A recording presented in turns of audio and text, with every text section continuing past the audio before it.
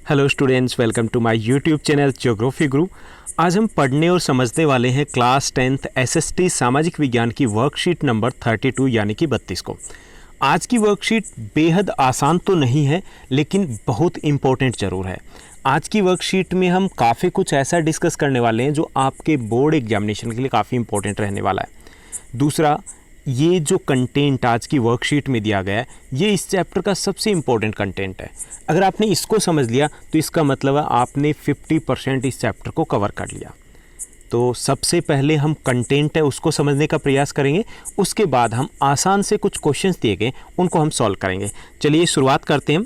जैसा कि आपकी स्क्रीन के ऊपर दिखाई दे रहा है, ये हमारी वर्कशीट नंबर 32 यानी 32 है। हमारा सब्जेक्ट एसएसटी सामाजिक विज्ञान है, जिसमें हम हिस्ट्री इतिहास को पढ़ रहे हैं।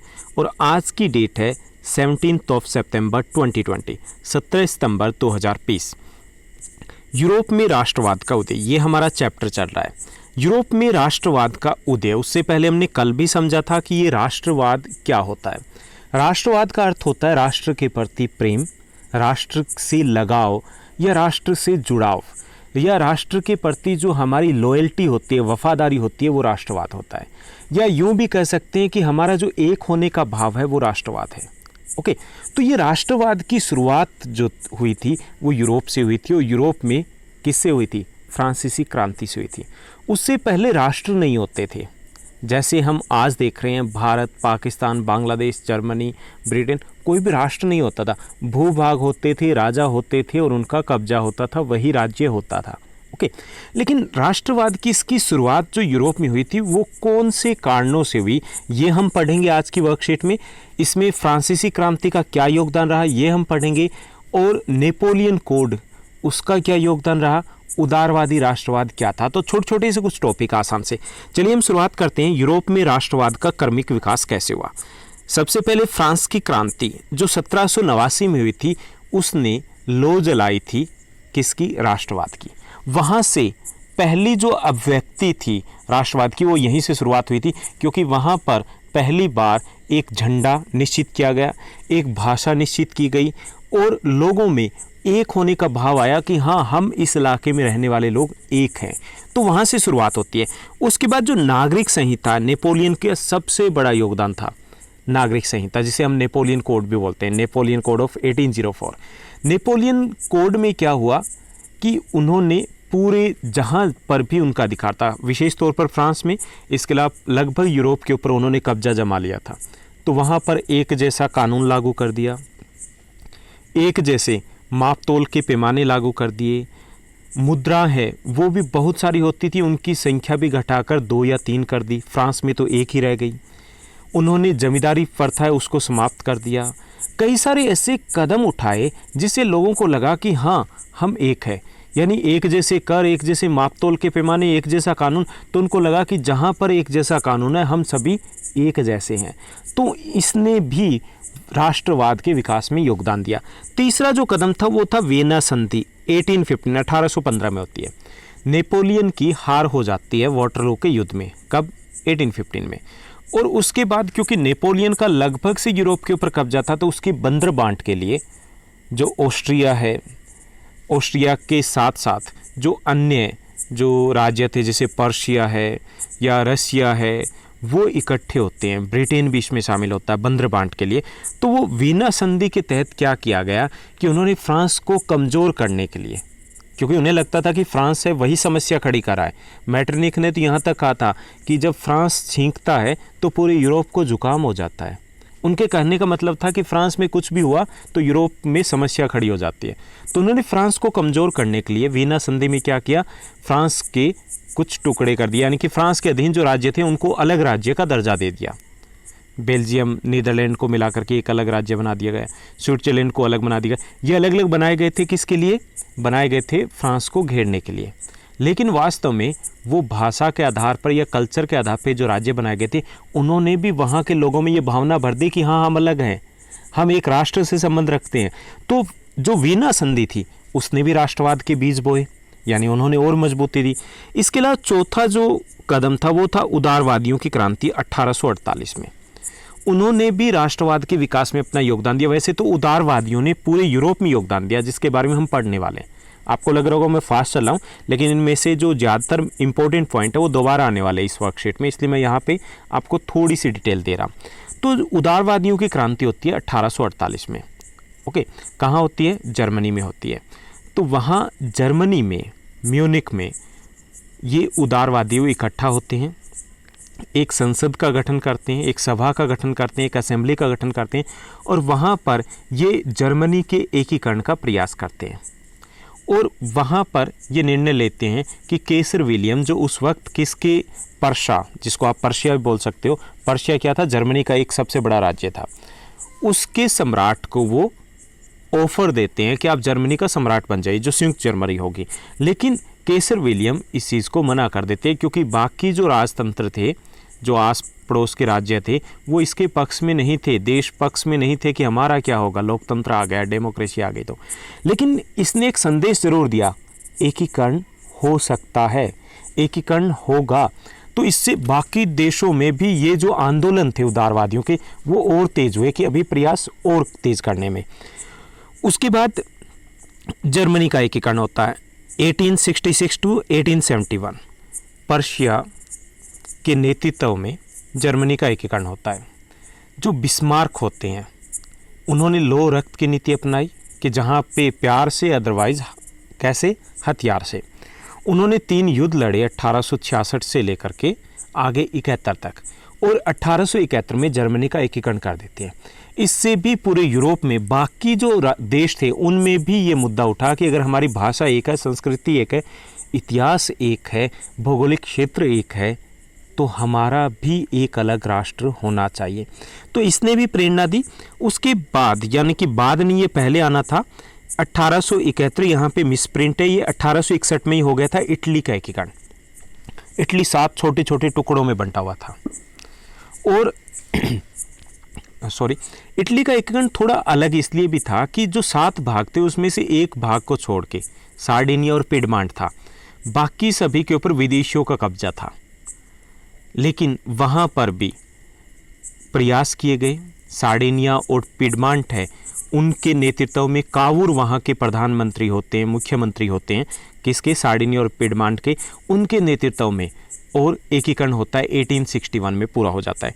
तो ऐसे धीरे धीरे करके कुछ देशों का गठन होता है, कुछ देश नहीं, कुछ राष्ट्रों का गठन होता है, राष्ट्रवाद की भावना कारण, और पूरे यूरोप में फिर ये भावनाएं आगे बढ़ती है और धीरे धीरे जैसा यूरोप हम देख रहे हैं वैसा यूरोप बन जाता है। तो ये था क्रमिक विकास की कैसे क्या क्या हुआ, थोड़ा सा हमने पढ़ा।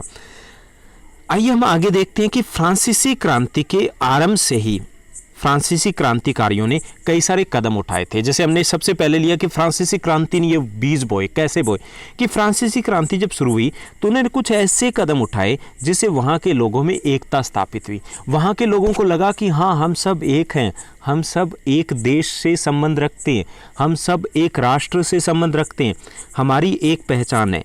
जैसे क्या क्या कदम उठाए? उन्होंने कदम उठाए, उनमें से एक था उन्होंने एक भाषा को अपनाया, उन्होंने एक जैसी यूनिफॉर्म को भी अपना लिया था। आपने 9th क्लास में पढ़ा है कि उनकी लाल रेड ड्रेस होती थी, उसको अपना लिया। उन्होंने एक झंडा निश्चित किया। तो ये कुछ कदम थे जिससे उनमें एकता का भाव आया। उसके बाद वहाँ इस भाव को, इस भावना को और मजबूत किया नेपोलियन ने क्रांतिकारी सुधार किए।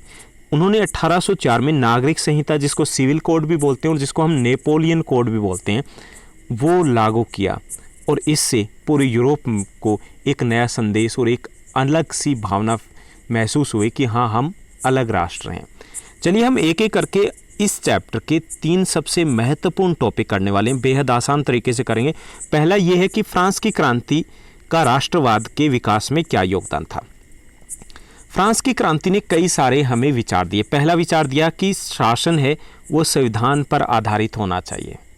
अब शासन संविधान पर आधारित होगा तो राजा की ज़रूरत नहीं है, राजा जनता बनाएगी।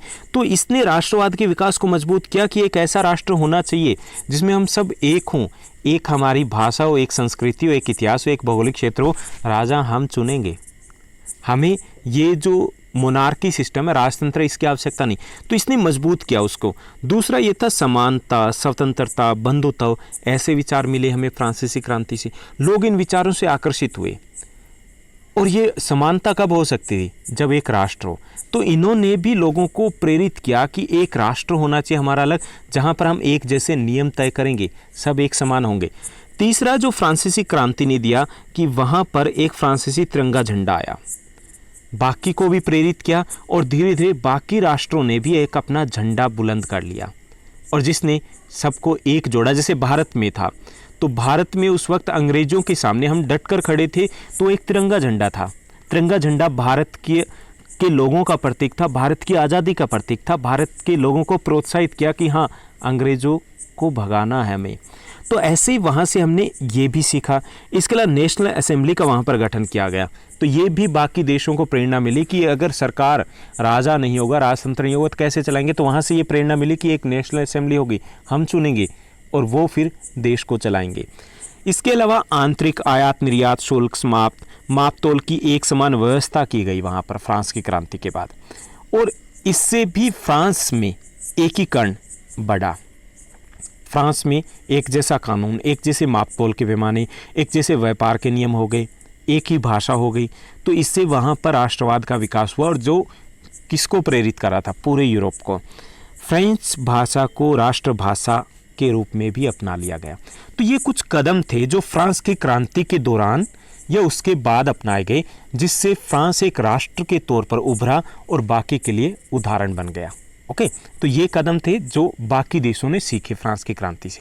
एक भाषा, एक कानून, एक जैसे मापतोल के पैमाने, एक जैसे व्यापारिक नियम, एक झंडा, एक जैसी समानता का भाव, ये सारी चीज़ें हमने फ्रांस की क्रांति से सीखी और जिसने राष्ट्रवाद के विकास में आगे चल के योगदान दिया। उसके बाद उसके बाद देखिए कि एक और कदम बड़ा उठाया गया फ्रांस के द्वारा ही। फ्रांस के शासक बनते हैं बाद में नेपोलियन द ग्रेट, बहुत महान शासक हुए। उन्होंने 1804 में नेपोलियन कोड या सिविल कोड लागू किया। संहिता या कोड का अर्थ है कानून, वो लेकर के आए। अब उस कानून में ऐसा क्या था? उसमें बहुत कुछ ऐसा था जिसने पूरे यूरोप में एकता स्थापित की। जैसे उन्होंने जन्म आधारित विशेष अधिकार समाप्त कर दिए, जैसे कि राजा का बेटा राजा बनेगा, जमींदार का बेटा जमींदार बनेगा। उन्होंने कहा नहीं, योग्यता के आधार पे चुनाव होगा, जो उस वक्त हम सोच भी नहीं सकते हमारे देश में अब जाकर के हुआ है। वो चीज़ें वहाँ पर समाप्त कर दी गई। इससे लोगों को लगा कि हम सब एक जो संस्कृति के लोग हैं, सब बराबर हैं। ऊपर उठना है तो योग्यता के आधार पर उठना है। दूसरा, उन्होंने कानून के सामने समानता को स्थापित किया, यानी कानून के सामने सभी बराबर होंगे। इससे भी वहाँ के लोगों में आपस में जो जुड़ाव था, लगाव था, वो और ज़्यादा मजबूत हुआ। तीसरा, उन्होंने प्रशासनिक विभाजनों को सरल बनाया कि ये जो विभाजन होंगे, जैसे हम आज देखते हैं स्टेट है, उसके बाद सेंट्रल गवर्नमेंट है, ऐसा ही उन्होंने वहाँ पर किया। स्टेट गवर्नमेंट है वो सीधे तौर पर सेंट्रल गवर्नमेंट से जुड़े हुए थे, यानी नेपोलियन से जुड़े हुए थे। इससे भी लोगों को लगा कि हाँ, बहुत सारी चीज़ों के लिए हम सेंट्रल गवर्नमेंट से जुड़े हैं और हम सब कहीं ना कहीं एक हैं। तो इससे भी राष्ट्रवाद और मजबूत हुआ और जो नेपोलियन फ्रांस में कर रहा था उसको पूरा यूरोप देख रहा था और काफ़ी सारा इलाका, क्योंकि फ्रांस के अधीन था उस वक्त, तो पूरे जो विश्व कह सकते यूरोप का भाग था, वो विश्व के लिए एक प्रेरणा बन रहा था। यानी कि यूरोप भी सीख रहा था कि हाँ, ऐसे राष्ट्रवाद का विकास हुआ, तो मजबूती मिल रही थी उस भावना को। इसके अलावा उन्होंने सामंती व्यवस्था को ख़त्म कर दिया। जो सामंतवाद क्या थे कि वो इस राष्ट्रवाद की भावना में एक रोड़ा थे, क्योंकि वो छोटे छोटे टुकड़ों में बांट रहे थे। लेकिन उस प्रथा को ख़त्म कर दिया, जिससे राष्ट्रवाद की भावना को और ज़्यादा मजबूती मिली। इसके अलावा उन्होंने किसान के भूदास्तव या जागीरदारी शुल्क है वो भी ख़त्म कर दिए। यानी ऐसा कुछ कर दिया जो पूरे फ्रांस में एक जैसा था। इसके अलावा उन्होंने शहर में जो गिल्ड होते थे, गिल्ड क्या होते थे? व्यापारिक संघ होते थे। उसके नियम ये होते थे कि कोई और व्यापार उसकी परमिशन के बिना नहीं कर सकता, वो ख़त्म कर दिए। सबके लिए एक जैसा कानून, एक जैसे मापतोल के पैमाने, एक ही मुद्रा, एक व्यापार के नियम, एक कर, एक भाषा, सब एक जैसा हो गया। ऑटोमेटिक था, नेचुरल था कि सब में भावना आई कि हम एक राष्ट्र से जुड़े हुए हैं और राष्ट्रवाद की भावना और मजबूत होकर के उभरी फ्रांस में और उसके अधीन आने वाले राज्यों में। तो ये था नेपोलियन कोड की विशेषता कि क्या क्या हुआ। दोबारा से 1 मिनट में मैं बता दूं कि नेपोलियन कोड की प्रमुख विशेषता थी कि क्या क्या किया गया। जन्म आधारित विशेष अधिकार है उनको ख़त्म कर दिया गया, पहला। दूसरा, उन्होंने कानून के समस्त जो समक्ष समानता वो लागू की, यानी कि सबके लिए कानून एक समान होगा। तीसरा, उन्होंने प्रशासनिक विभाजनों को सरल बनाया। सामंती प्रथा यानी जमींदारी प्रथा को ख़त्म कर दिया। उन्होंने इसके साथ साथ एक जैसे मापतोल के पैमाने निश्चित किए। एक मुद्रा उन्होंने उसकी शुरुआत की। व्यापार के एक जैसे नियम निश्चित किए। पूरे फ्रांस में एक कर व्यवस्था को निश्चित किया।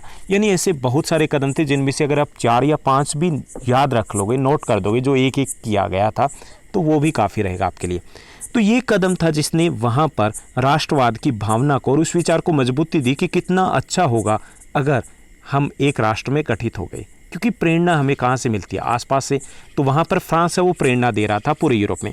इसके अलावा उदारवादी राष्ट्रवाद, उदारवादियों के आंदोलन चलते पूरे यूरोप में। अब उदारवादियों की क्या विशेषता थी, वो किसके लिए प्रयास कर रहे थे, राष्ट्रवाद के लिए। तो हम यहाँ पे पढ़ रहे हैं कि उदारवादियों की क्या विशेषता थी। पहली विशेषता ये थी कि वो राजतंत्र के खिलाफ थे, यानी कि राजा नहीं होना चाहिए।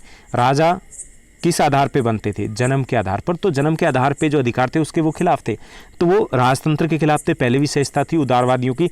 दूसरी ये थी कि वो चाहते थे कि संविधान आधारित शासन होना चाहिए, कानून हो और फिर उसके अनुसार देश चले। तीसरा ये था कि वो संसदीय सरकार या प्रतिनिधि सरकार कि लोग वोट डाल के चुने, ऐसी सरकार के पक्ष में थे, उसके लिए प्रयास कर रहे थे।